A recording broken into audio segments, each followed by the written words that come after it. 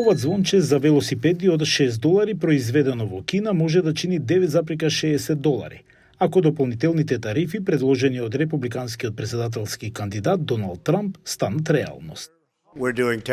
Подготвуваме тарифи за други земји. Другите земји конечно по 75 години ќе не вратат за сето она што го направивме за светот. И давачката ќе биде голема во некој случај. Што значи дека производите од кинеско производство ќе бидат погодени со дури 60% царина според планот на Трамп.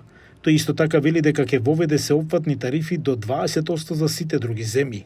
И Трамп и демократската председателска кандидатка Камала Харис велат дека сакаат да ги вратат работните места во САД. Политиката за Кина треба да биде таква што ќе осигура дека САД ќе победат во конкуренцијата во 21 век.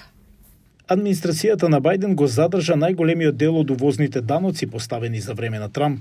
Во мај Бајден најави дополнително зголемување на царините за кинески увоз во вредност од $18 милиарди, вклучително и 100% увозен данок на кинески електрични возила.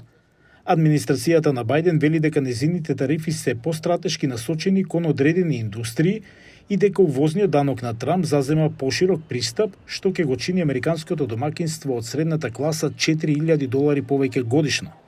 Други проценки се околу $2,000. Трамп пак вели дека потрошувачите нема да бидат погодени. Тој што ќе има повисоки цени е Кина и сите земји кои не чинат со години. Но кинеските бизниси не се тие што ги плаќаат даноците за увоз, објаснува експертот за синџирот настапнување Кристофер Танк. За време на изборните години сите ветуваат нешто што е невозможно да се исполни. Но вистината е дека увозните тарифи ги плаќаат американските фирми. Значи за увезен телевизор од кинеско производство купен во Коско, Коско е тој што го плаќа данокот за увоз.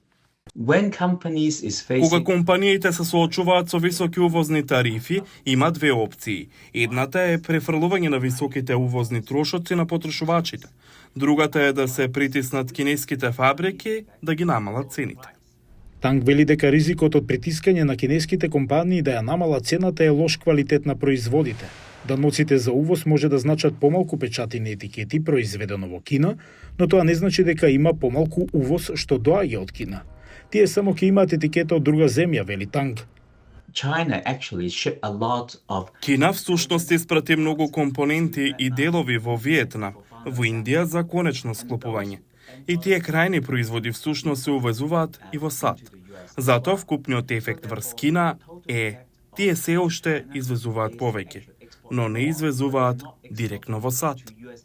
Светската трговска организација смета дека тарифите непропорционално влијаат на домакинствата со ниски приходи, што значи дека звончето за велосипеди од $9,60 и другите секојдневни производи може да бидат недостапни за некои потрошувачи ако се наметне 60% увозен данок на производи од кинеско производство.